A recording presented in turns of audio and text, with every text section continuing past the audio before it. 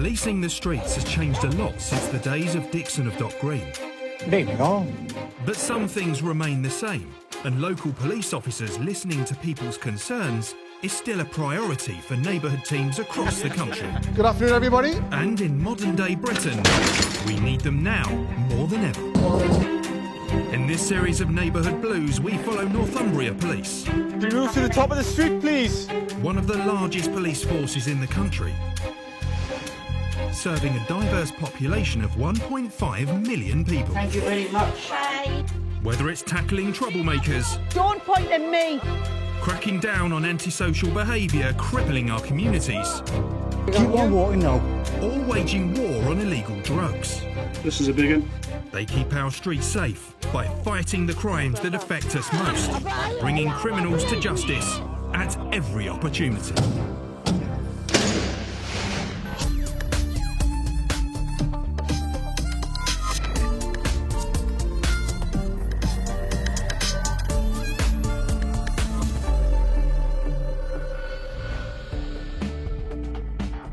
On today's Neighbourhood Blues, officers in Gateshead help the Home Office crack down on suspected illegal immigrants. Hello.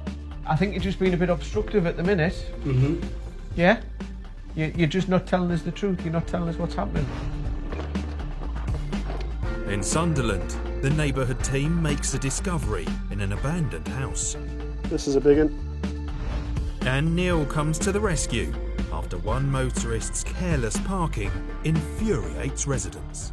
This lack of consideration could have quite a major impact on certain people.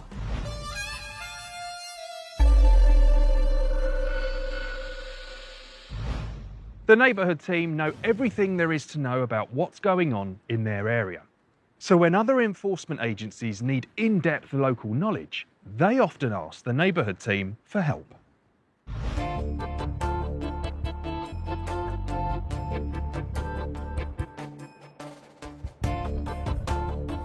This afternoon, the Home Office has received intelligence that there may be illegal immigrants in the area and has asked the Gateshead neighbourhood team for help. We've arranged a joint visit with immigration this afternoon. We're going to wait for them attending and we're going to go down to the address and we'll see who's at their property. We'll work quite closely with immigration. We'll often get involved in joint operations if they need us to attend with them. Two addresses are being investigated, one at a restaurant, the other a flat. The intel has come from an anonymous tip-off, so the team has no idea if it's accurate.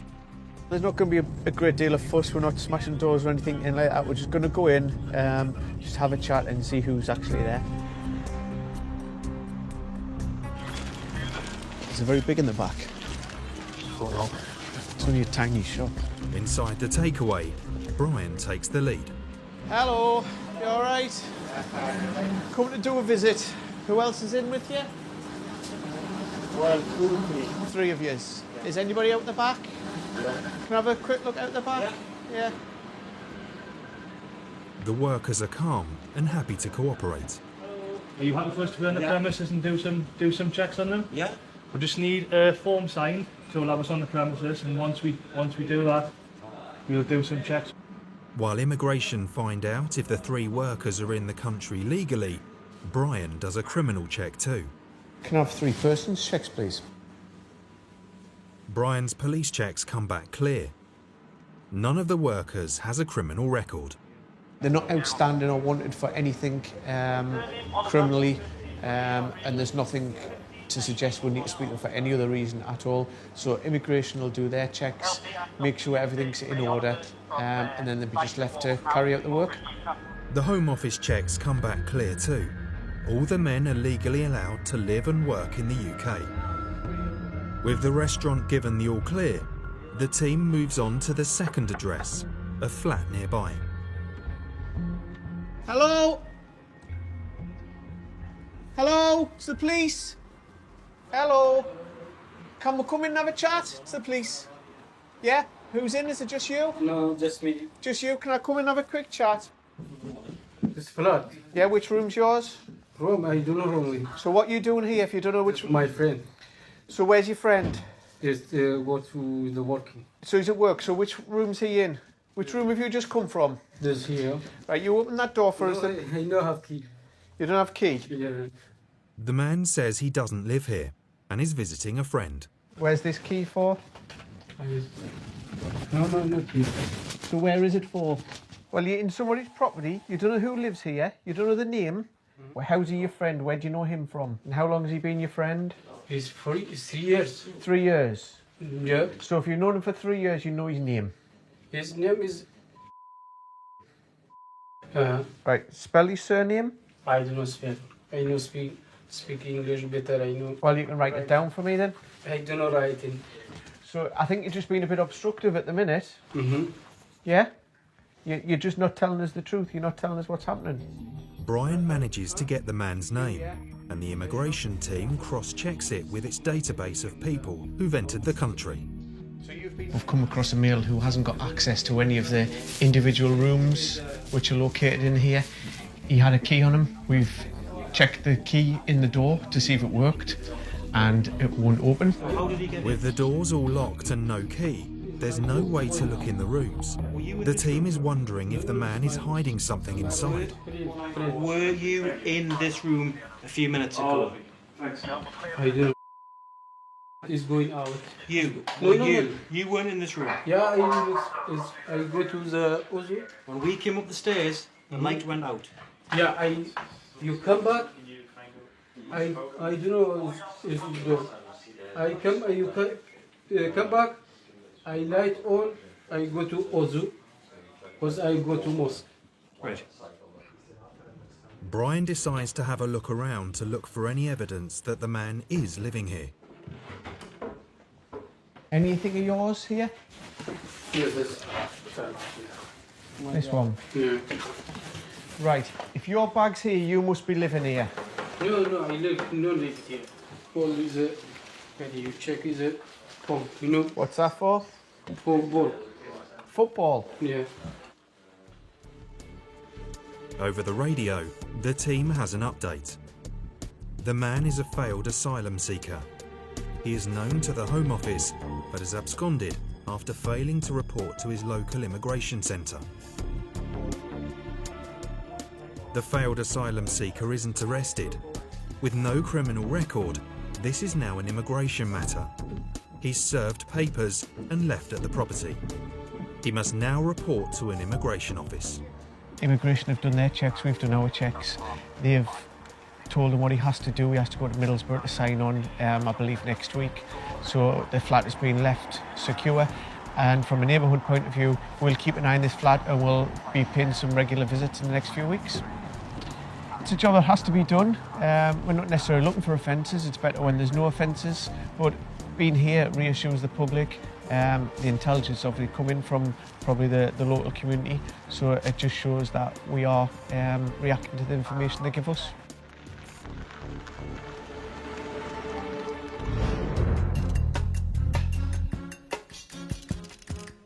When the neighbourhood team went back to the flat a few days later, the failed asylum seeker was no longer staying at the property. He hasn't checked into his local immigration centre and has gone on the run once again.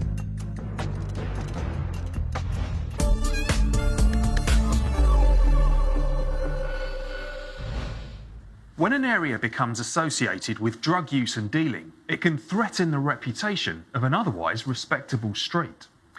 That's why getting rid of the problem as quickly as possible is a priority for the neighbourhood team. Like the rest of the country, police in Hendon, a suburb of Sunderland, have discovered a significant number of cannabis farms run by organised drug gangs. Overnight, 2 cannabis farms have been discovered, and the neighbourhood team is being sent in to investigate. There was some intelligence received last night about 10 o'clock. There was 2 addresses very close to each other that were being burgled now, and when cops have gone down there, there's 2 cannabis farms. The first one has been dismantled as we speak by another team, and we're going down to the address to have a look at the second cannabis farm. The 2 buildings were empty when the farms were discovered. Both have been locked up And the neighbourhood team has been asked to investigate the second location, a house not far from the station. Oh, a quick squiz, lad. This is the address here. This is where the forced entry to the rear, so let's have a look.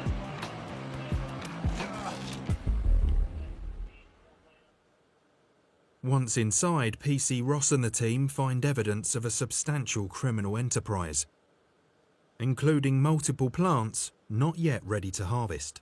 They're very small, so it would have been too early to crop that. I think they're only a foot or two. And everything needed to grow them. It's obviously just like a garden centre with all the different bags of compost and different grown equipment. But all the evidence here suggests the gang escaped long before last night's visit and took their most expensive equipment with them. Yeah, it looks as if they've started taking some of the equipment out. The fans and the lights from this room, which obviously hung from the ceiling, they've gone, as well as you would usually have like a transformer here. They'll hook a large black transformer here. They usually hang them on these two screws, and you usually have one of them per lamp. The team was hoping to find more than just seedlings. Nothing special so far, but we'll have to have a look upstairs, but there's only this small little area here. I think some of the locals or the person who's had this has cropped a lot of things, but there's lots of empty pots there, so suggestion that it's either been or was going to be rather a substantial site. We'll have a look upstairs. Just a small little, what used to be a bedroom there. Bit of a rush job, like, isn't it? But upstairs, more evidence of harvested crops, and it looks as if this is where they were being grown. These look more substantial. It's frustrating knowing that people are doing this whilst we're on patrol, but it's also comforting knowing that this information's come from a member of the public and it's gone through our intelligence unit. But whilst looking around, Ross has noticed something. We've got a loft hatch which looks as if it's got power going to it. This is a good indication that there's something there, so we have to rule it out. A quick look reveals Ross's instincts are on the money. This is a big one. Around about 100 plants. 100 plants. It's a major haul. Thousands of pounds worth of cannabis plants almost ready to hit the street. These are, compared to the ones that's been left downstairs, they're a lot more mature. They're not quite there, ready for cropping. This is obviously the best site that we found, so this is very good to get this. A recent report suggests there could be thousands of farms like this hidden on suburban streets across Britain.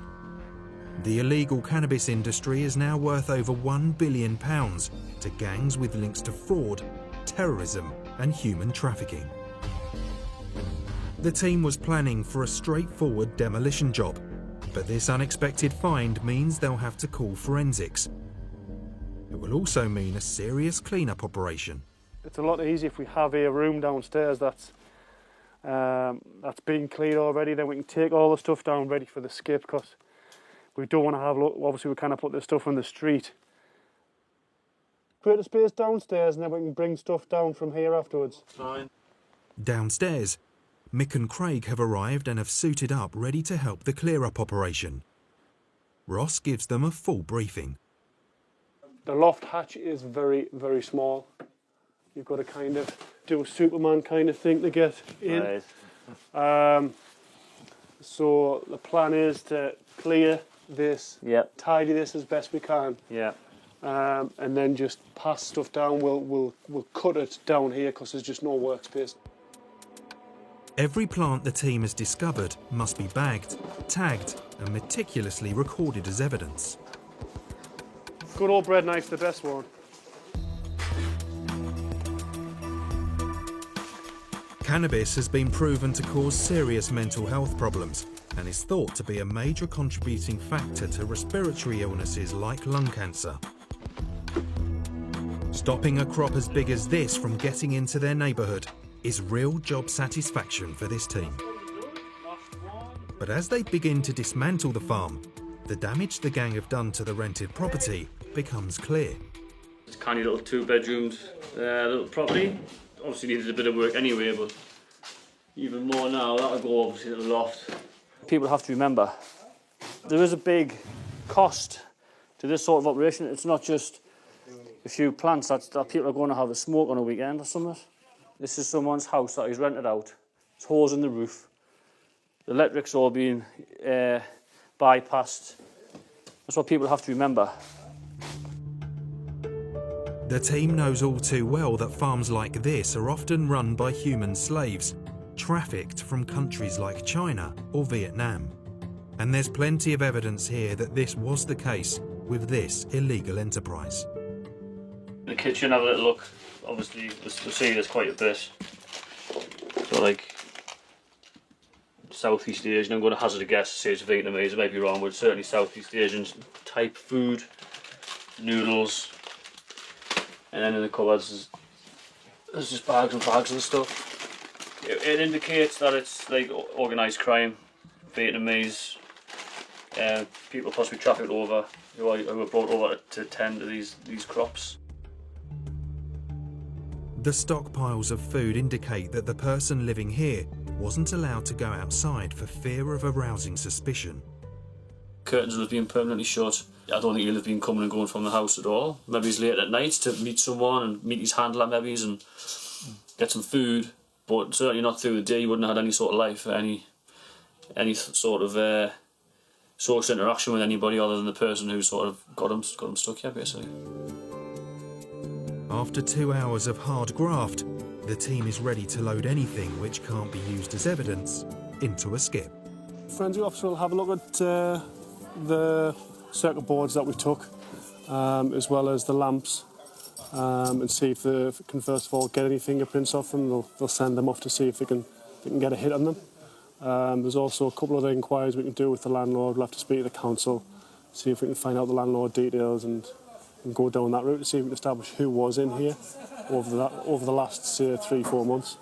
We don't know how much street value is, but it's significant. It's certainly significant.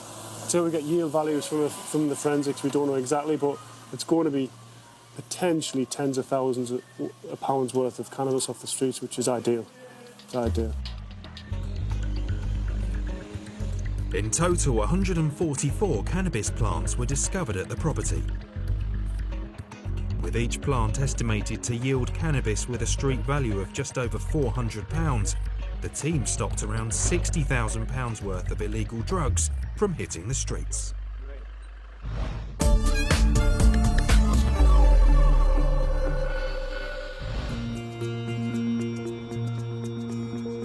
In Gateshead, it's Remembrance Sunday, and the Neighbourhood team, led by PC Andy Cassidy, is preparing for a wreath-laying ceremony in the town centre.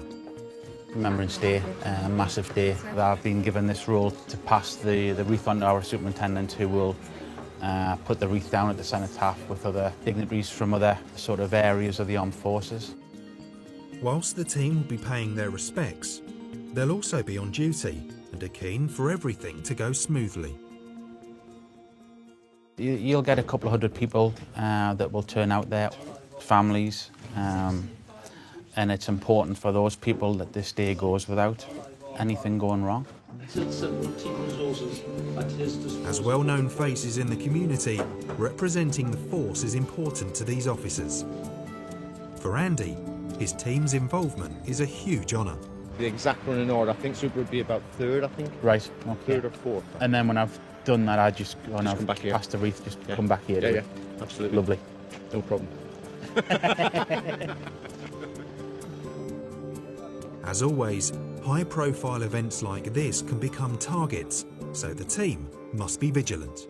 Unfortunately, the world that we live in today, this event would be of significance to some factions. Hence, you will have a ring of police at certain points around here, and all the intelligence work has been done focusing on these events before we get to this today. People with families, people that have served will be here today, and we have to ensure that they enjoy the day and that they're safe to come in and watch. As the streets around the cenotaph begin to fill up, the ceremony gets underway.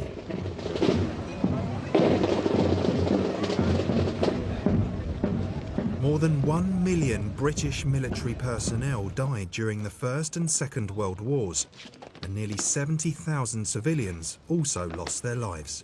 Years later, the town and the neighbourhood team are as keen as ever to pay their respects.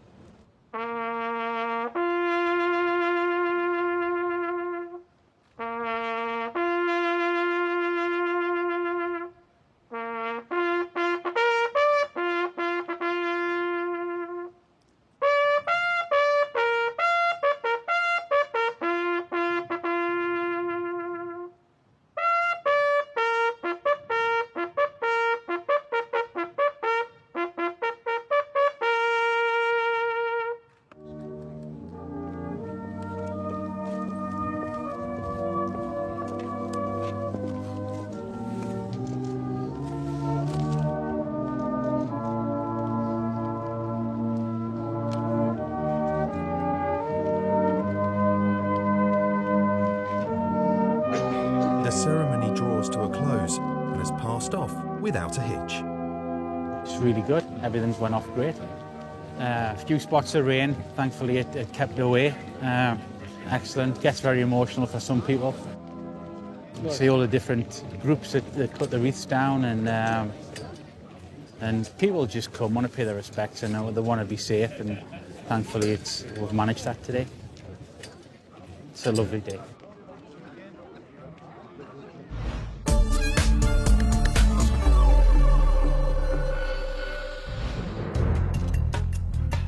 In Gateshead, 2 men have been arrested overnight for a burglary.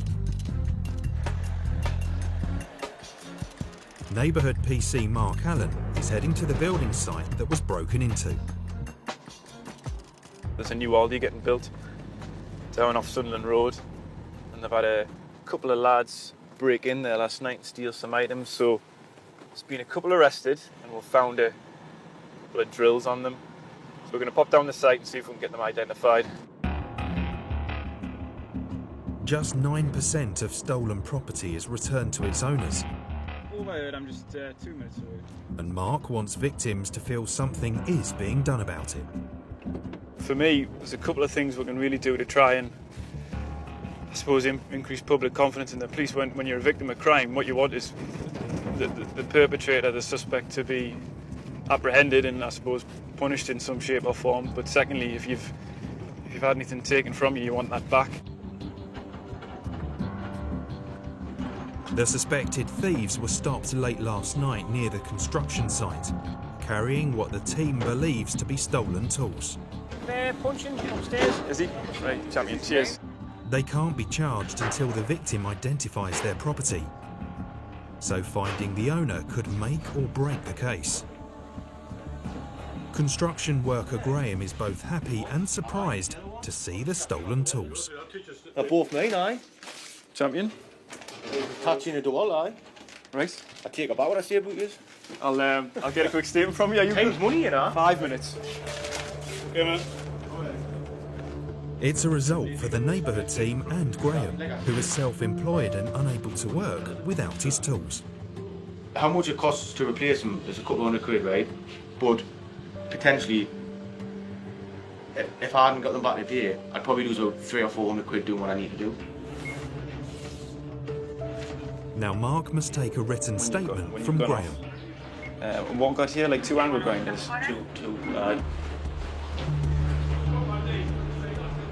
For the record, you can look in there.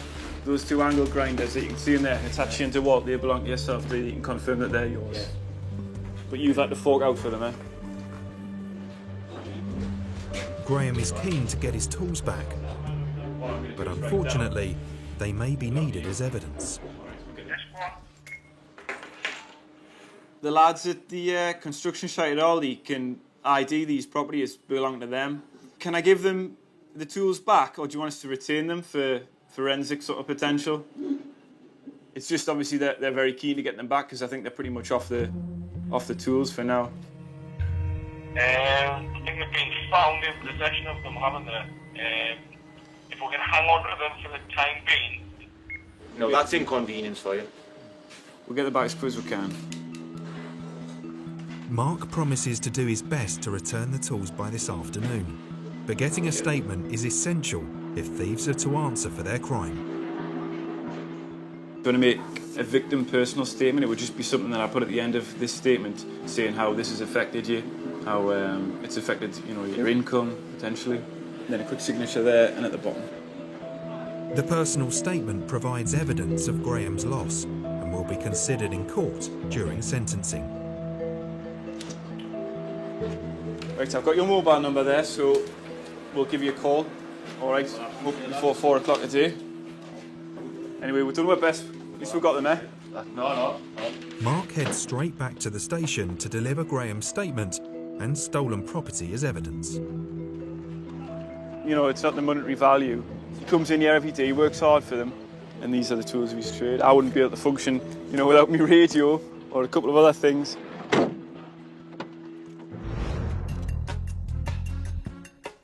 Of the 2 men arrested, one pleaded guilty to burglary and was fined £170. The other pleaded guilty to handling stolen goods and was sent to prison for 4 weeks. Good to his word, Mark returned to the building site the same afternoon to return Graham's tools.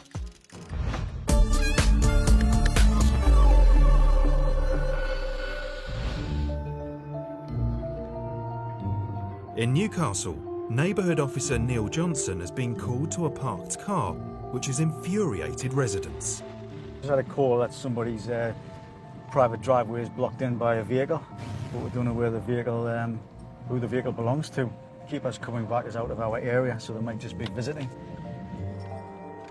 The car has been left fully blocking a driveway, and Neil isn't the only person called out to the vehicle. A parking attendant has also arrived. The thoughtless action of one motorist has left local residents fuming. It's ridiculous, isn't it, really? It's a bit silly parking over somebody's drive. They haven't really got an excuse, have they? It's not like it's an hard vehicle to park. There's plenty of room round and about. No, I've got a call from the occupant saying that they can't get out their drive. The keeper is listed as living out of the area, but there are signs that the driver is a regular visitor to the city. Yeah, the vehicle in question has got a Newcastle City Council permit in the windscreen. And I put the contract number on the log, and the council might be aware of it.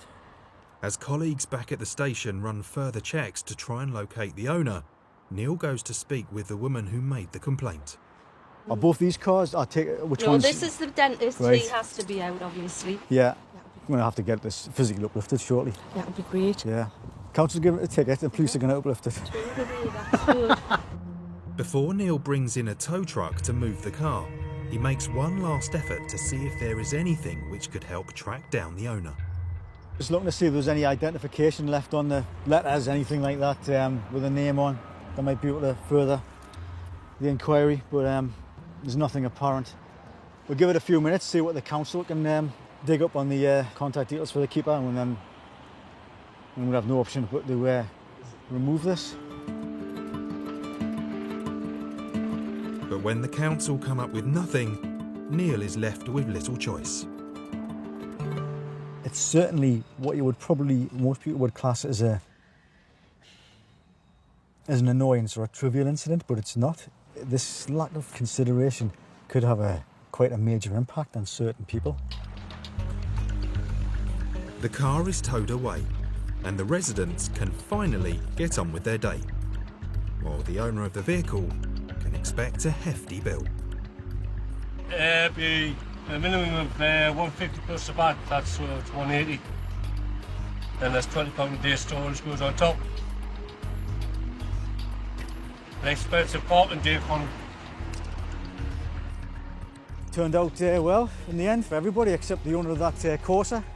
So everybody's free to go about their business. Allows us to get back to business. The driver eventually claimed her car from the pound after paying £235 in fines and costs.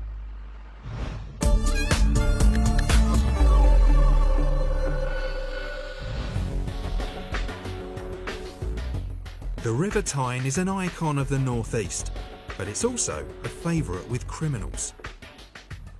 Northumbria Police's Marine Unit deal with anything from drug smuggling to people trafficking and are trained for all manner of operations, including the search for evidence dumped in the river. Today, Neighbourhood PCSO Richie Hansen is taking a break from his usual town centre patrol and will be joining the specialist marine unit for a training session.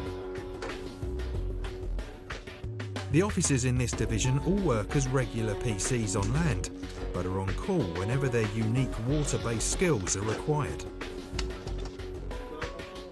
To keep their skills sharp, regular training sessions are needed, and today they'll be focusing on search techniques, and Richie is looking forward to his first outing with the team.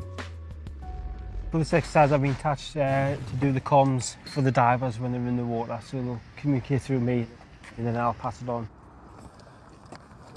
In charge of today's operation is PC Adam Bulmer, who knows even a simple training operation carries many risks for his team. Yeah, police divers, good afternoon sir. That's us putting our first diver in the water at Viking Park. I think along with probably firearms, they're probably more safety critical job in the police. Everything we do is heavily involved in safety, from the team numbers to the equipment getting checked, all the first aid we carry. I mean, it's a very, very dangerous environment. So, yeah, everyone has to be switched on and on target when you're doing the diving, definitely. Police diver Dave will do a routine trawl of the riverbed, assisted by Richie on the radio.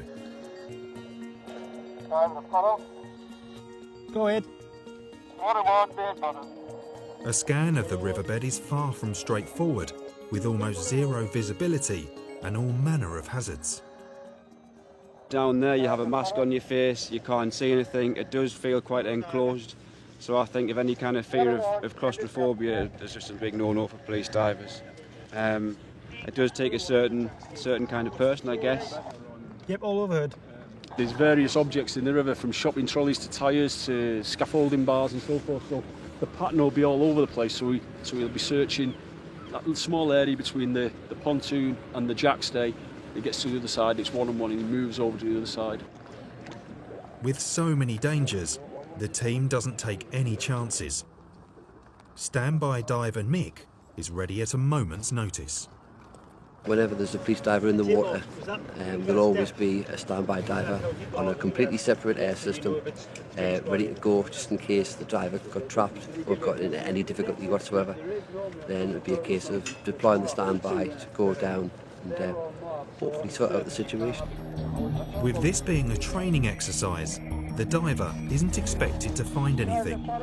But over the radio, he tells the team he has found something. So if you tell the diver, yeah, give him 4 pulls, 5 bells, please. You tell him that. Yeah, can you give him 4 pulls, 5 bells, please, diver? That signal basically means come up your shot line. So the diver will now come back to the surface. The diver signals he's okay and presents the team with his unexpected find. The blade of a 10-inch machete. That's obviously buried in the silt and nil viz. It's quite thin. You know, it's quite a good find really. If you find that operationally, it's not an easy thing to find in there, buried in the mud. But these things are obviously getting silted over, so the divers to be finding them in nil viz, it just proves that, you know, they're doing what they should be doing. The surprise discovery is testament to the skill of this team and has given Neighbourhood PCSO Richie real insight into how the unit works.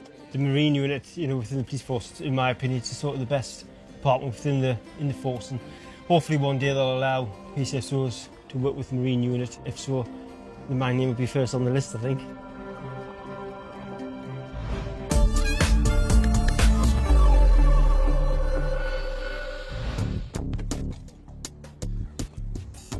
In Gateshead, the fight against burglary continues, and today Mark and Brian are responding to a 999 call from a member of the public. We've just had a call to say that there's a possible break into a premises just at the top of Bench and Bank here. Someone who lives in that premises has called us saying that there's a male that they've disturbed in the communal part, and then once they've disturbed him, he's ran off towards Gateshead Town Centre. On foot, down Bench and Bank towards Gateshead High Street. So we're just going to see if we can find this male. He's been described as about 6 foot, wearing a blue tracksuit, and he's ran into this direction. Another team has spotted the suspect jumping over a fence, so Mark and Brian think he might be trying to escape through the local park. They attempt to head him off. Well, I'll go round that path and meet in the top, should I? Brian jumps out and heads in through one entrance, Just go again with the description, please. while Mark drives to the other. Description, 6'14", short hair, short back and sides, gloves with a blue tracksuit top, which was light and dark blue, black jogging bottoms, and approximately 20-year-old. Over the radio, there's good news. Just at the entrance to the park where the kids are, I've got a meal detail.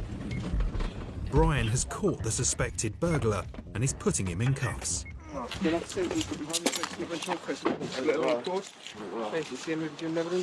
The man is sweating and out of breath. He also has blood all over his hands. What have you got on you? Anything? Yeah. Mark, if you hold him on, with my gloves on, just have a seat in there. So I'm getting locked up. Yep. For the minute, so we'll confirm the details. How's that cut? Has it stopped bleeding? Where's the blood from? Stop your hands now, down for the Where's your? Is there a cut somewhere? No, no. Well, there must be if you. Obviously there is. There's little scratches somewhere. Oh, there must be there. Right. Okay.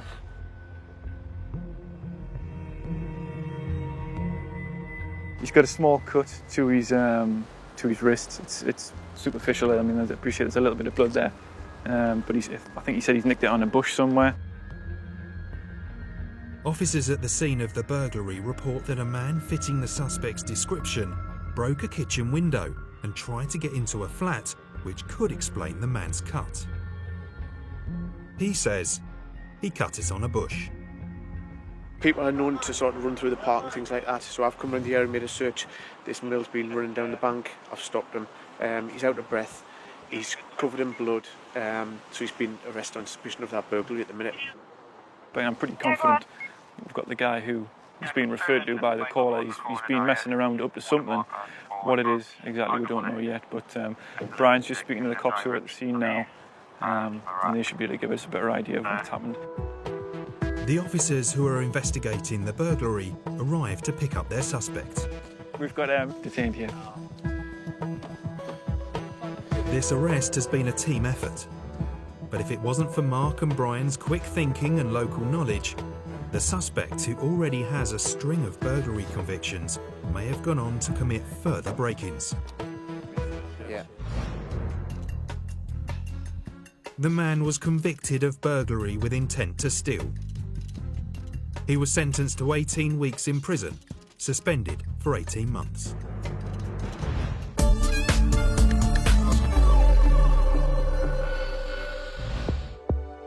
We've seen how the Neighbourhood team takes a firm approach to dealing with badly parked vehicles. But abandoned cars can be just as infuriating for those living on the street. In Sunderland, PCSO's Andy Carr and Mick Lister are working on an operation aimed at getting abandoned cars off the road. Today, the community support officers have been called to a street where a car has been left for weeks, blocking the pavement and frustrating residents. Northumbria Police launched Operation Avail to combat the problem. Now any abandoned vehicles can be immediately seized. Thank you, checking November Delta Juliet. Hotel should come back as a silver scenic. Expired license, expired MOT, insurance. Yeah, that's all received. You just put a scene check on it for us, please. Although it's not being driven anywhere, a neighbour tells Mick and Andy the unlocked car is being used as a place for youngsters to hang out.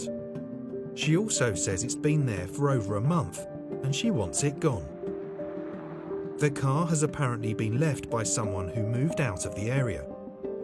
Now it has no registered owner, no tax and no insurance. If anybody gets in, handbrake comes off, it rolls down the street, God knows what could happen. Sarge, sorry to bother you. We've just done a check on this vehicle on Chester Street East. This car's got no keeper, no insurance, no tax, test, MOT, anything. Could I shout up LB and see if we can get this uplifted?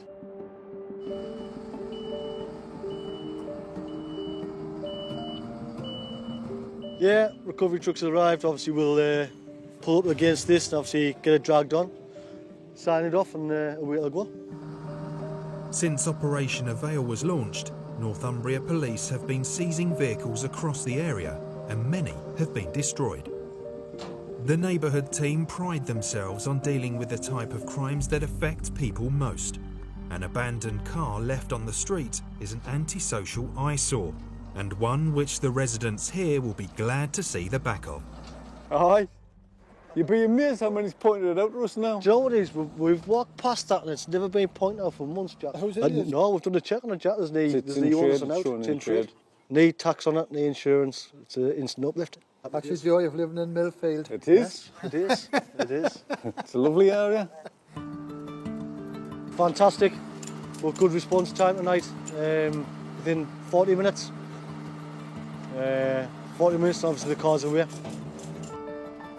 For us, being out in the streets and coming across things like this, it makes a difference.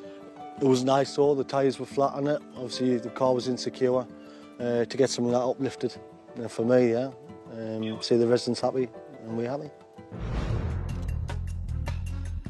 With no insurance and no keeper, the abandoned Renault was later crushed. Many more vehicles were seized during Operation Avail, which cracked down on abandoned cars and nuisance drivers.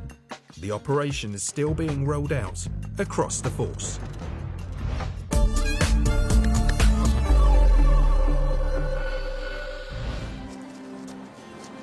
Another day in paradise. Neighbourhood policing isn't just about catching criminals and bringing lawbreakers to book.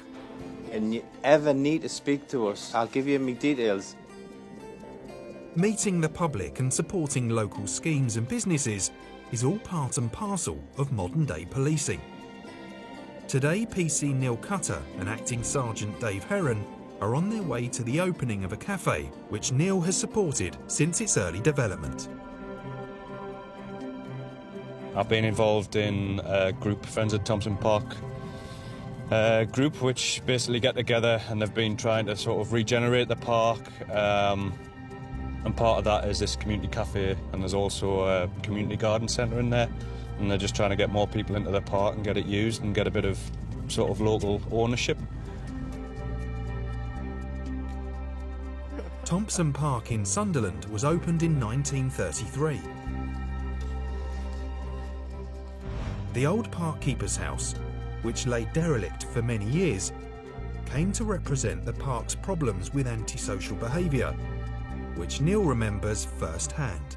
We had vandalism, windows getting broken, fires getting started, we've had the inside smashed up, copper pipes taken out, etc. So the building just basically in total disrepair, looking really shabby and sort of bringing the area down really.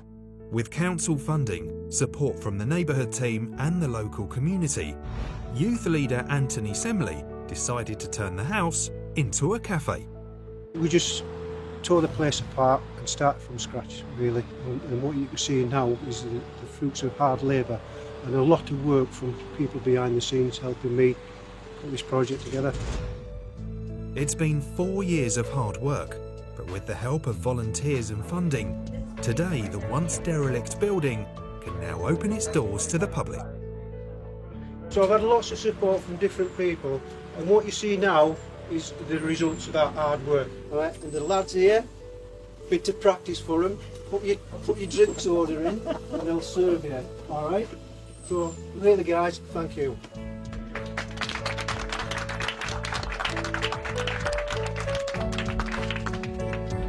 Today, those who've helped the opening to happen are able to celebrate an outstanding achievement.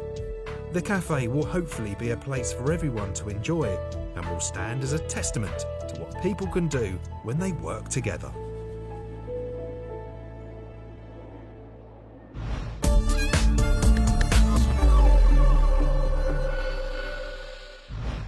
Whether it's locking up criminals or offering peace of mind to the public, the Neighbourhood team work tirelessly to make our streets a better place. See you soon.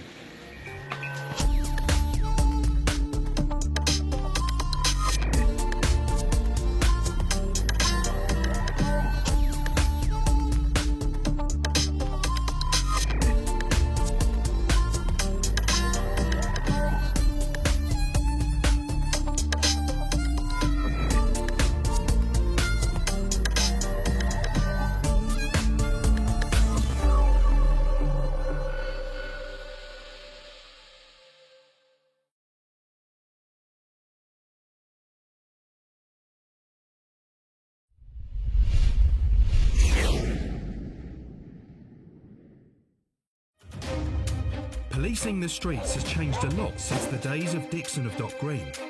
But some things remain the same, and local police officers listening to people's concerns is still a priority for neighbourhood teams across the country. Good afternoon, everybody. And in modern-day Britain, we need them now more than ever. In this series of Neighbourhood Blues, we follow Northumbria Police. Can you move to the top of the street, please? One of the largest police forces in the country, serving a diverse population of 1.5 million people. Thank you very much. Whether it's tackling troublemakers, Don't point at me. cracking down on antisocial behaviour crippling our communities, Keep on walking now. or waging war on illegal drugs. This is a big one. They keep our streets safe by fighting the crimes that affect us most, bringing criminals to justice at every opportunity.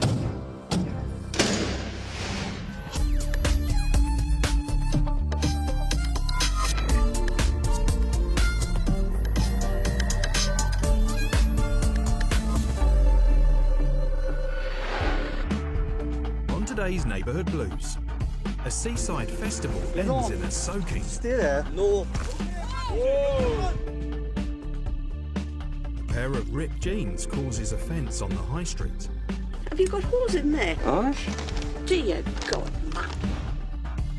And a suspected shoplifter tries to hide something from cops in custody. Open your mouth. Get it out.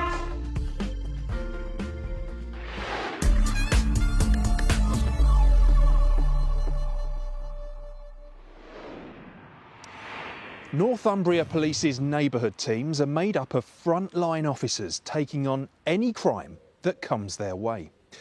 And when drink and drugs are involved, they need to ensure confrontations don't escalate out of control. Washington is an ex-coal mining town in the northeast of England. Redeveloped as a new town in the 1960s, many of its 70,000 residents commute to neighbouring cities Newcastle and Sunderland. As with many ex-industrial towns, Washington's neighbourhood team are regularly called to jobs relating to drink and drugs. And today, reports are coming in to Area Command about a man acting aggressively on a normally quiet street. PC Colin Davidson heads straight to the address. On arrival, he finds his colleague Sergeant Brian Collins dealing with a highly volatile man. Don't you put your hands on me. No, don't put your hands on me. I respect you. Consent for my safety. Come on. I've already been there for a long time. Don't you talk to me like... No. You don't talk... Sorry, just tell us what's going on tonight. Excuse me, sorry. Will you let go of me wrist, please? No. Excuse me, sir. Will you let go of my wrist, Just please? tell us what's going on. Who's yours? Rolex. What's going on? You're not going to tell us, are you? What do you want to know? Neighbours reported that the man was smashing up property nearby. It was basically said that this guy was kicking off smashing the fence. Obviously he's got all sorts of scratches all over him. He says this is his girlfriend's house and he's had an argument with her. There's no answer at the door and I can't get any answer. The man isn't making any sense, which they suspect is due to drink or drugs. It's tea time on a usually peaceful street, and the team are all too aware that families could be watching, so they want to deal with him without using physical force. Now it is. What's your last name, please? What's your name? What's your... What's your full name, then? Will you put it through the system, please? See if there's any connection to house terrace? No, don't try to be cheeky with me, right? You should have taught us better, man. I've been nothing but polite. I know you. You know the back of the van. Come on the back of the van and start. Are you got a hose in there? Honestly, please. Hold on. I'll put this on now. Concentrate on me. Come on. Honestly, I've done that, man. Okay. All right. Will you please look? No. Come on. Come on. What are you doing? You're under arrest for criminal damage. The team keep the situation under control as he's placed in the back of the van, but experience tells them if he's drunk or high, he won't be calm for long. All right. Good. When you sober up, we'll get sorted. All right, fella? What do you think? Sit still. Oh man, I'm sorry. All right, fella. So this male's been arrested. He's very drunk and slightly volatile. Can you let custody know, please? Well, he's got cut marks and scratch marks all up and down his arms. So. Neighbourhood policing is all about dealing with volatile situations, so the public don't have to. But what happens on the street is only half the story. Getting people like this into custody is sometimes the toughest part of the job. In the back, the man is becoming upset and showing all the signs of excessive drug use. He's already trying to spit. He's got quite a lot of snot coming down as well. You're going to fall over, fella? He's a little bit up and down really in the way he's managed. He's carrying on. I would say it doesn't appear to be just drink. The man emerges from the van in a bad way. Confused and clearly upset, the team needs to tread carefully, but are glad he's no longer a threat to the neighbourhood where they found him. Once he's safely inside the custody suite, Murray alerts the custody sergeant that he has a vulnerable person under his care. Disrespectful, right? You'll get assessed by a sergeant, decide whether detention's going to be authorised, and then will be searched. I'm Sergeant Bob. Sorry, I'm not being cheeky, though. No, it's alright. It's about being respectful, thank you. No, it's alright. What's your name? Do you understand why you've been arrested or why you're here? For criminal damage. Alright, so I'm going to authorise your detention here, alright? The cops are going to take the handcuffs off you and we'll get you booked in. Alright? No bother. I'm going to start searching you. I'm just going to put all your property out on the side. Yeah. As the cops start their search, it becomes clear that their initial suspicions are correct.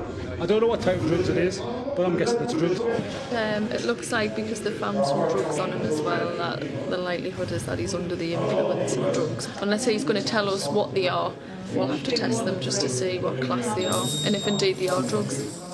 That was in his property. It's all rolled up with money and paperwork that's there. He's got over 200 quid. It's two £50 notes, which is the third time I've seen them in my life. Before the drugs can be tested and identified, it's important that the officers keep a careful watch on the man in case his condition deteriorates further. He admits to having taken drugs in the past. Cocaine, cannabis. But denies using any today. There's nothing I can do about it now. You're not in any bother for it. It's just so I can look after you properly while you're here. It's the general procedure when they get booked in. The sergeant has a duty of care to look after him when he's in custody. We've got to get as much information as possible. Authorise your detention here, okay, because you've had a bit of drink and I think you've possibly taken something as well. One of the lads is going to stay with you, okay, and I'm going to get the nurse to see you. All right? Results from the drug test confirmed the white powder found on the suspect was cocaine. He was fined a total of £235 after pleading guilty to possession of a Class A drug. The charge of criminal damage was later dropped.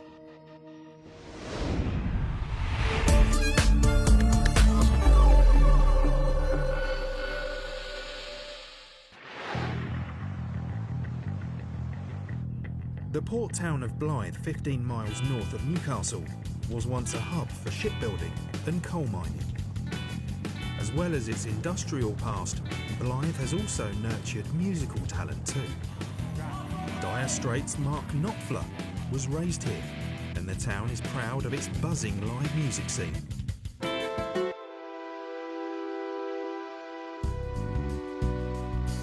Today the council is putting on Northumberland Live, a free family music festival held on the seafront. Blythe's neighbourhood team, led by Sergeant Jill Hall, are tuning up for a busy show.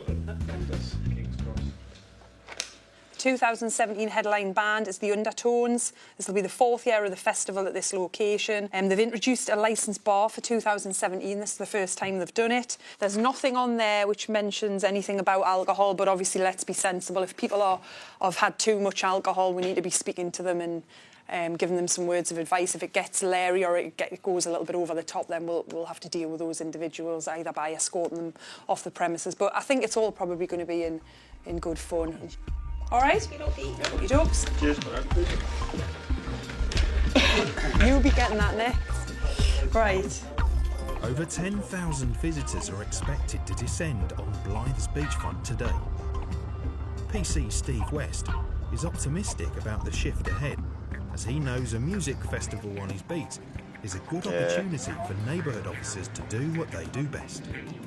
You know, the sun's shining, hopefully everyone will have a good time, there'll be no problems, and it's a good opportunity for us to engage, you know, build bridges, and, you know, there'll be lots of families here and just show the nice side of the place. It's a sunny but windy day. The strong winds mean the army have had to cancel their parachute display.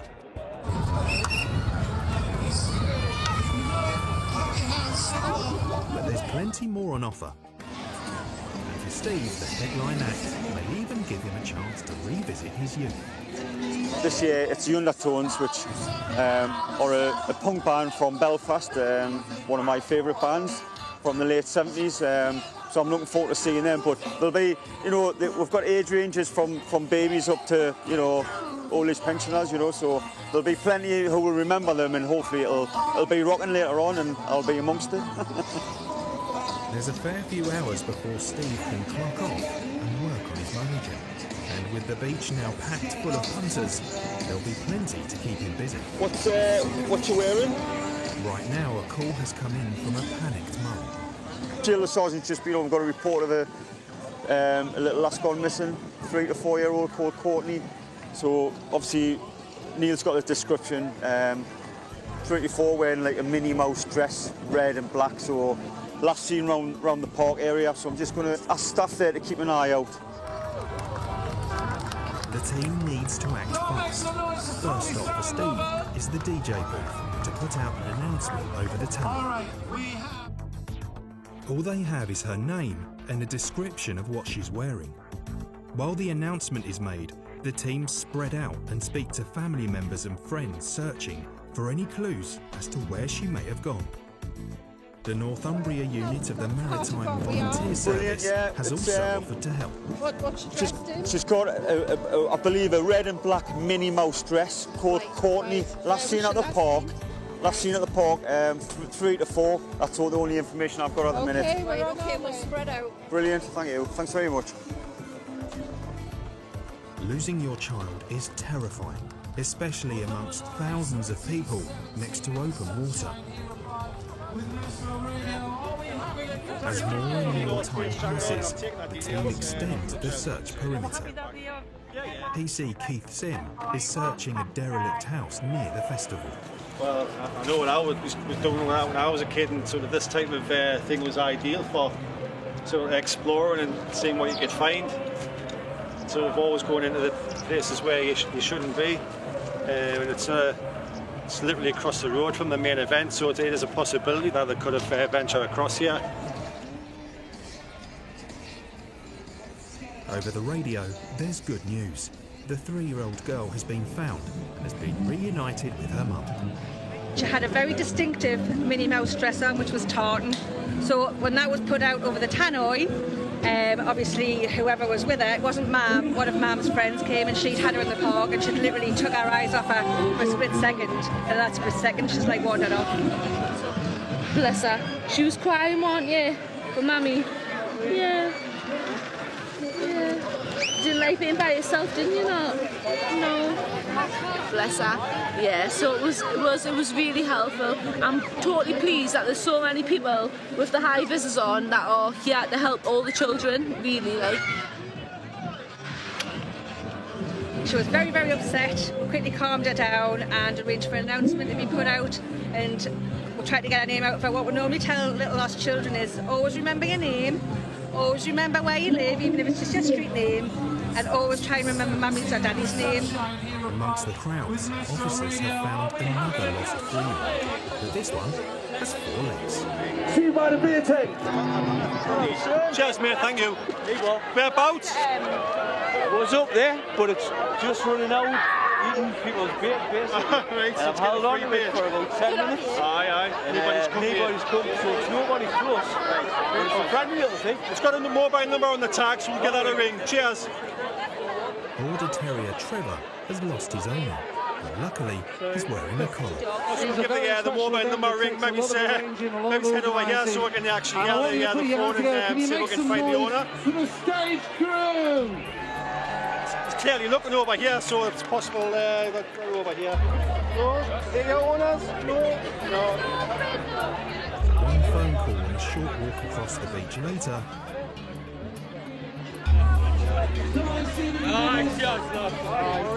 Where was he?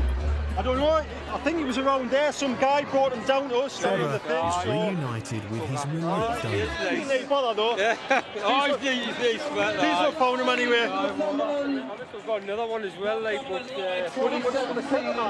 With the missing girl also reunited, the team can get back to their patrol. Right, so you think we've got the naughty ones here? He's having a good time? Yeah! And he's waiting for the undertones to come on? Yeah! Do you think they'll be great? Do you think they'll be great? Yeah! Do you know who they are? No! Someone who does know who the undertones are is PC Steve West. And in so a noisy backstage area, he's had the chance to meet his teenage I'm really punk sorry. heroes. He's your biggest fan, and I'm not being tongue-in-cheek, so this is basically... Do you want my handcuffs? Oh, yes, you are! Steve is hoping to finish the shift before the band headline the main stage. But with 4 hours to go, there'll be plenty to keep him busy.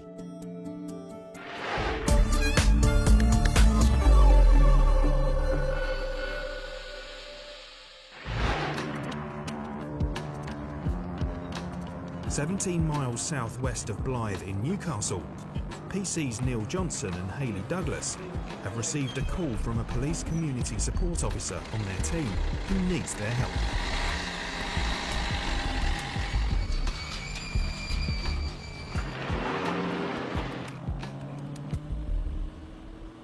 We've just got a report. 4619's got somebody stopped.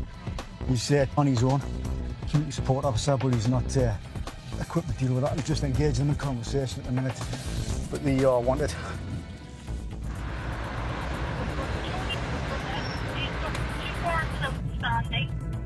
Yeah, Roger. It's understood. As a No, they're PCSO, not. the officer on scene has limited police powers. He can't arrest suspects the way regular PCs like Hayley and Neil can. They need to get to their colleague as quickly as possible without scaring the suspect into running away. Right now I'm going to kill the blue lights and the siren.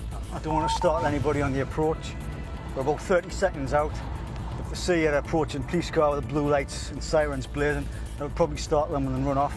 And I don't want to put my colleague in that position of trying to detain them. Alright, just hang fire, we'll see what happens, alright? PCSO Dave Britton has managed to keep the suspect on scene. He's wanted on a court warrant. No, sit down. Sit down. Right. Aye, do you know there's a warrant out for you? Aye. Right. We need to get that sorted. Look, Dave, I can get you there before 2 o'clock. He's calm and happy to cooperate with police. All right. Right. So you just put your hands out. Cheers. Just come and be at the back of the car there. We'll get you sorted out as soon as possible. Thank you very much. Yeah, blah. We had intelligence that this lad here has been wanted on a court failed to appear warrant. Not back with bail, so he needs to get to the court as soon as possible. So that empowers us with the power of arrest to bring him in, which we're going to do right now. While the suspect is being arrested, another job is called in. A shop just yards away has alerted the team to a suspected shoplifter, and Hayley springs into action. The quick-footed PC manages to catch up with the suspect. The man has had a tussle with security in a nearby supermarket after being caught shoplifting. At the door, they've had a challenge at the door. Aye, and I've given the stuff back and got it out. The man says he was stopped by security, but gave everything back. Have you got your top phone, mate? You're going to have to be arrested, okay? So you do not have to say anything, but it may harm your defence if you do not mention one question to later line. Anything you do say may be given in evidence. Okay, you're under arrest on suspicion of attempted shoplifting. Just because you get caught at the door, which we'll get you in and out. We'll have to talk to you about it, okay? Please, I've got to see me daughter in the next hour. Right, well, we'll get you as quickly turned around as possible, okay? The man says he has to get to an appointment later. Oh, I know, but please, I know, so it's an offence. Please, miss, listen, please, Right, we'll I'm get asking you, turned around please. as quickly as possible, okay? But you're going to have to come in and spoken to about it. Oh, man. And the suspected shoplifter insists that being arrested will stop him from seeing his daughter. It's the only issue dates I've got with my daughter. Please. We'll see what we can get done. With one man already arrested and heading to custody, Hayley must wait for a van. The suspect is becoming agitated. We need to speak to you about what you've tried to do, right? I've been trying to do now. Right? Miss, please. Right, we're going to get it sorted out, but you need to be spoken to. You can't go in and try and steal some stakes. I know, and I'm sorry. I know, so we appreciate that. So we'll quickly talk to you about it in an interview, and then we'll get it resolved, okay? Miss, however, please, man, please. Have you taken anything? No, Right, listen, I've got to see my son today. Now the man is saying the appointment is with his son, not his daughter, and he has a confession. Got more things on us. What else have you got on you? Johnny waste. What? Just meat from that job. More meat. Right, well, thank you for being honest. Whereabouts? We waste. He has stakes hidden in his underwear. Right, but so you're looking around. You're at the front, right? Well, we'll sort that out when we get to custody, okay? What is it? Please, just more stakes down there. I'm trying to be honest. You are, and I appreciate that. He's hoping his confession will convince Hayley into letting him go, but that's not going to happen. Now PC Cole Robson has the unenviable task of retrieving the stolen goods from the man's underwear. I didn't want to search him out on the street because he was getting a bit volatile there and a bit agitated, so it's better safety in numbers. With 3 stolen stakes retrieved, the team can get the man to custody.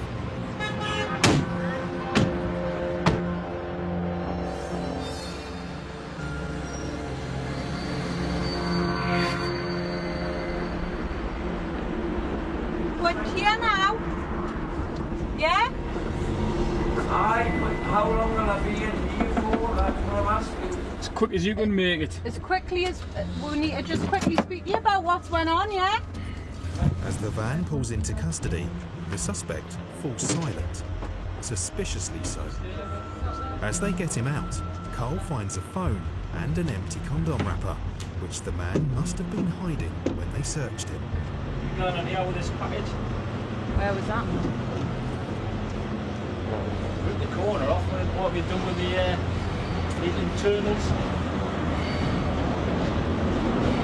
That's just me baggy. Oh no, that's your phone. That's not your baggy, son. You've got a phone and what was in the condom? It may be the sobering effect of arriving in custody, or something else. But the suspect suddenly has nothing to say. How many takes? Turn this way. Are they shorts under there? You got pockets in there? Are you alright? Are you going to be sick? You'll be sick with me. Are you going to be sick? Do you want some water? The suspect suddenly looks very ill. Wait, over here. Now we spit it out. Just on the floor, you don't spit anything out. I'm going to spit out. I'm not being sick. Open your mouth. Open your mouth. Open your mouth. Open your mouth. Get it out. Whoa. That is my own medication. Right, so that's fine. Now his silence becomes clear. He was hiding and attempted to swallow a bag of what appears to be drugs inside a condom. He claims the drugs are personal medication. He's obviously had something in his underpants or whatever that's been missed in the search, and then he's tried to swallow it. Probably drugs. Couldn't get it swallowed. Without the bag blocking his vocal cords, he can voice his displeasure once again. Treating us like some sort of man. No, but treat me like a prisoner, man. You're not, man. You're treating us like Dickie. That's who you're treating us. I'm just trying to get on with it, man. No, you're not, man. We are. You're lying to us. Put your socks on. That medication there you've got there, because we own weekends medication. For Haley, this job demonstrates the destructive nature of drugs and how far people are willing to go when caught in the grips of addiction. He said himself he's got an addiction, so people who have addiction tend to not have jobs. So to feed their addiction, they go and shoplift, which he's been caught doing. You know, there's a line of dishonestly. He lied about stealing. He then had more stolen goods down his trousers.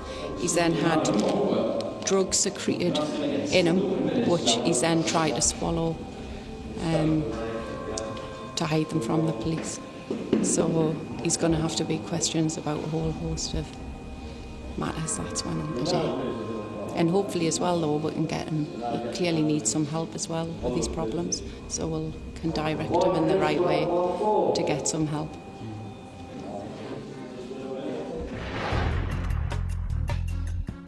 The man pleaded guilty to shoplifting and was given a 6-month conditional discharge. The drugs found in custody were confiscated and later disposed of. The man they first arrested on a court warrant was wanted for theft and for going equipped. He was committed to prison to serve a 24-week prison sentence.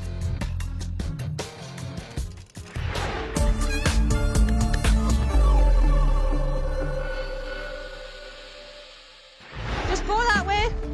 Still to come. No. Festival blues as the Blythe team get tough. Over here. Get away now. Go now. Go now.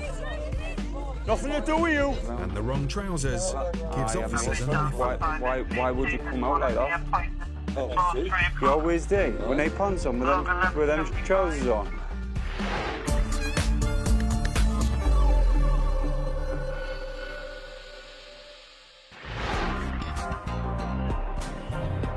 On the seafront in Blythe, Northumberland Live is in full swing. It's been 4 hours since the band started, and the Neighbourhood team's attention has switched from lost children to drunk adults. I think everybody's been here from an early time, and the drink's been flowing quite sort of heavily, and they've been enjoying themselves, which is, there's nothing wrong with that. But yeah, definite change in the atmosphere, and a bit more jovial than before, a lot more people are dancing. Obviously a little bit more Dutch courage in there with the drinking of the beer and stuff, but yeah, so we'll see how it goes over the next hour. Yeah. Oh, we'll get a selfie. Big smiles. Get a selfie. Aye. All right. I can't see them. On the promenade just 50 yards from the stage, the Neighbourhood team have been approached by a man who has seen a young boy being pushed into the water. Is that them down there? I hope so. Right. No one's been hurt, but the young lad's phone is wrecked. His mum is fuming. He's absolutely soaking wet, and some of the older lads have pushed him in the water, brand new phone in his pocket, completely ruined. The young lad has dried off, but he's clearly shaken. I was just on the pier, just looking at the water, and he just came behind us and pushed us in. I scrambled out as quick as I could. My first thought was my phone. It's brand new. Stuart and Dave catch up with the lads on the beach, and emotions are running high. Brand new mobile phone. Literally just got it yesterday. Broken. The neighbourhood team needs to calm everyone down. Criminal damage and stuff like that, won't it? No, I'll pay for it. We've got all your details now, have we? The young lad who pushed the boy into the water says he was just messing about. I want things to calm down, Frank. Oh, get your clothes on, come with me. Where's your clothes? Get them on. What's the value of the phone? Well, it's a brand new SE phone, a day old, and you can tell by the cut. How much? How much? Because you're looking at about £300 or £400, aren't you, for it? 300, 400 quid. You all right? Well, he's upset. Yeah. He's visibly upset. Meanwhile, Stu has found the offending boy's dad. It's Blythe, and it's The like lad has agreed to pay for the phone, currents and here there'll be which no are further quite action. dangerous. But that doesn't stop Stu from giving him a dressing down. It's been a bit of a laugh. At the end of the day, he's fully clothed, right? You threw him in the water. Stupid in the first place. If you don't pay for that, right? And it's criminal. Listen, it's criminal offence, it's criminal damage, right? I'm trying to keep it simple for you. You're not a bad lad. You haven't been a bother. You learn from it. It's an expensive mistake, isn't it? Right? Learn from it. You know, it's ruined that family's day, it's ruined the lad's day. He's just getting a new phone, and he's ruined his own day by doing something very, very silly. Yes, it's a sunny day, but the water is freezing. There is strong tides around here. The kids have been in the water, they've been messing about. One of them's been fully clothed, and the other one, without thinking, has pushed him in. It's a shock to the system. It's more of a shock to the young lad that's pushed him in because he's got a brand new phone in his pocket, which is going to cost him £350 to replace. A lot of the parents know each other, so we're trying to keep this as sensible as we can. At the end of the day, as long as he pays for the damage for the phone, we'll leave it as that. But obviously we'll send him on his way. We're not going to have that down here where it's spoiling everyone else's fun. Back at the neighbourhood team's temporary HQ, time for a well-deserved cover. Well, just backstage at the festival, obviously, VIP tent, you know, hence us being here. Is that for coffee or soup or? Oh, right. But Steve has some bad news for PC. Seriously, if he's already had food, I don't think he should be allowed to. Dave, just get a complaint. You need to knock the food. Enough. There's other people here, you know.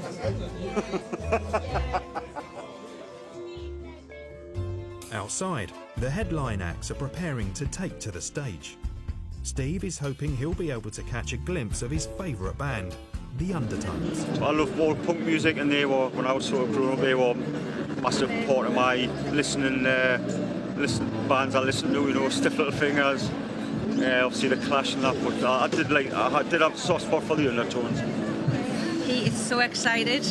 He is just so excited. It's his childhood heroes, you know, teenage kicks and all that. But before Steve's childhood heroes start their set, there's trouble at a seafront museum. The Blythe Battery may have defended the town from coastal attacks when it was built in 1916. But these days, the World War I building and museum needs protecting itself from constant vandalism and graffiti. Today, a member of staff was sworn at when he tried to move a large group of youths away from the building. They've just spent a lot of time and money repairing the graffiti and the damage. I've had a load of grief from a load of kids. When they've asked the kids to move, they've just given them a load of lips. I don't know if it's the kids who are up there. All right? Yeah. Is there new graffiti there? Have the staff gone? Is there any graffiti They've here? been asked to leave and sworn at the staff. When was that on before, do you know? So the staff didn't have any names, but when they were leaving and asked to move, they've just been like really verbally abusive to them. Is there fresh graffiti up there? Yeah. It's unclear if these are the youths who swore at the museum worker and vandalised the building, but the team wants to get rid of them nonetheless. Right, we're moving everyone away from here, Right, so you've move, come, away. just go. Just go somewhere No, else. because there's been a load of grief, just go that way. Now. Do As not the go back group up here. move away, one of the lads Somebody's verbally been abuses Steve. What did he call us there? What did he say? Just Get off. What did he say? What did he say? Right, come here. The mouthy youngster tries to run, so Steve takes a firm approach. Right. You got your mum's number, so you can come and collect, yeah? And while he's dealing with one mouthy youth, Oh! another Right. throws a drink at him. You're opponent for Section 5, public order. Just want to get away now. Get away now. Go now. Steve just wants to get this crowd under control. Nothing to do with you. Go. Never even said nothing. Yes, you did. No, I didn't. Trying to be clever. I said, will he get Trying to away be from clever. us? Right. No, I said, will he get away? Right. Well, what I'm going to do, I'm going to have to interview you for a public order offence. All right? When? Well, it's probably going to be tomorrow. All right? I'll be in touch. You need to go home now. If you don't go home now, I'll get hold of you again and I'll take you home. Do you understand? All right. Do you understand? Do that now. Do that now. What did the two of you then?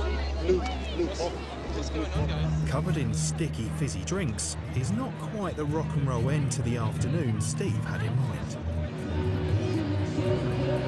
Thankfully, the majority of festival goers were well behaved, and for the most part, the event has been peaceful. Absolutely fantastic day. The bands have been playing here today and they have been brilliant. Music has been fantastic. Love them all. It's been a chance for the neighbourhood team to make new friends. There you go. Help those in need.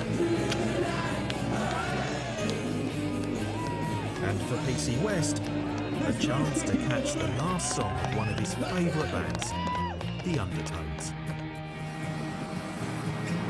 All in all, it's been a day to remember.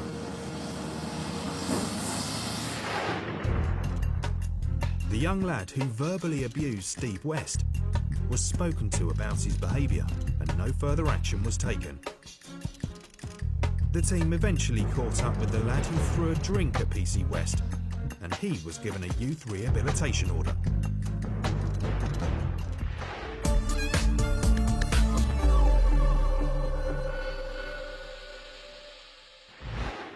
"20 miles down the coast from Blythe, the city of Sunderland is being transformed.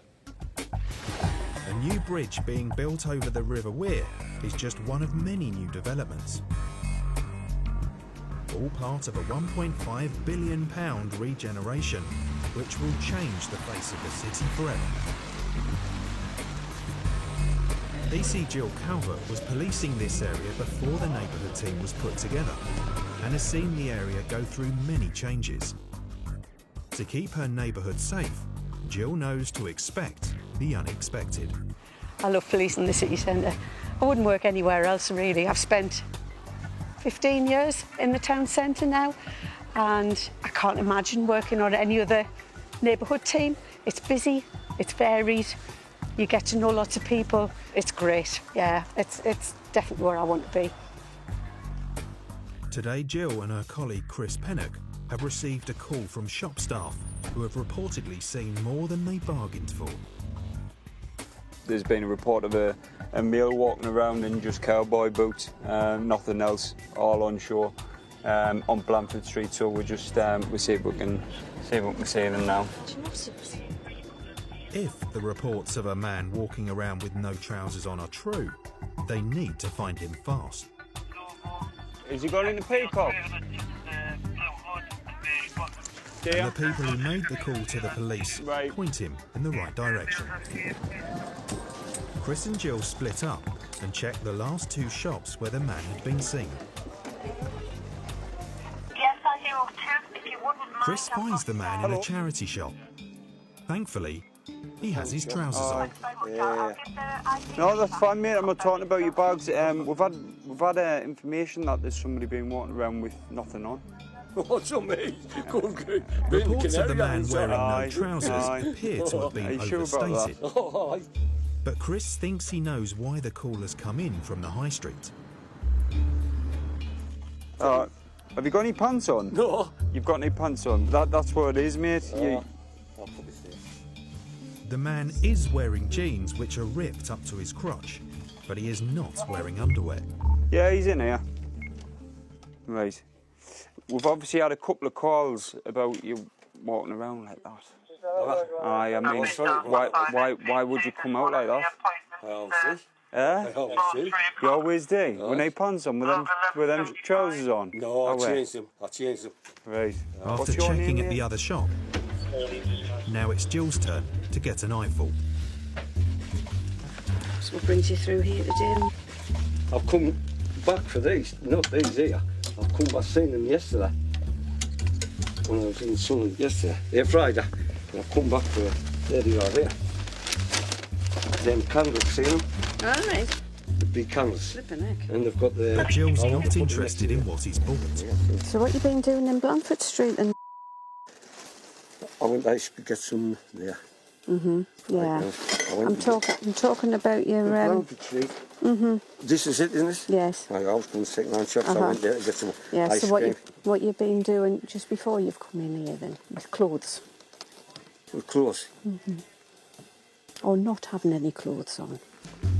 I've got loads of people standing outside going, have you seen that? Have you seen what he's been doing? What you been messing around with? Have you got holes in there? Aye.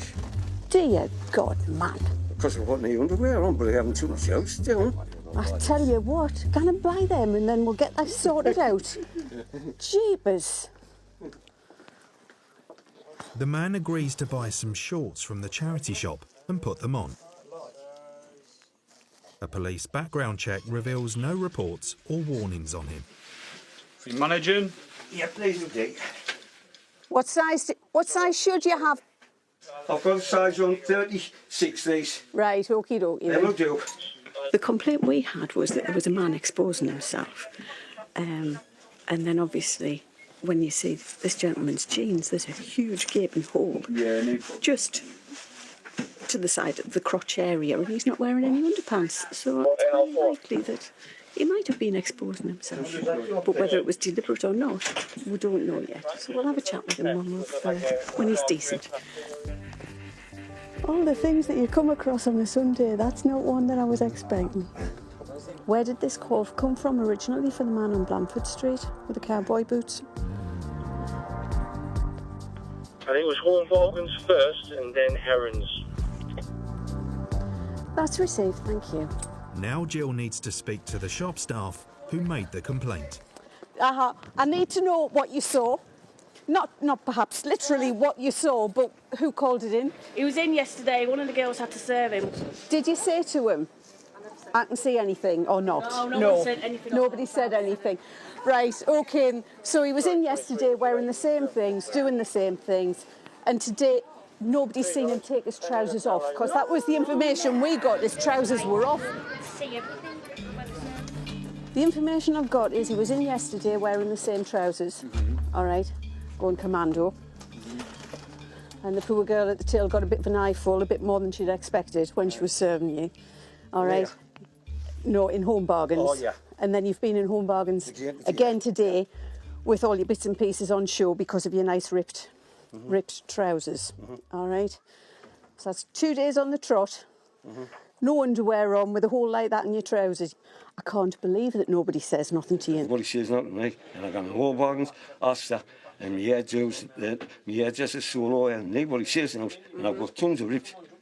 The man insists he's worn jeans like this without underwear many times before and has never had any complaints. He claims to be completely unaware that he was causing offence. I appreciate you've got ripped jeans on.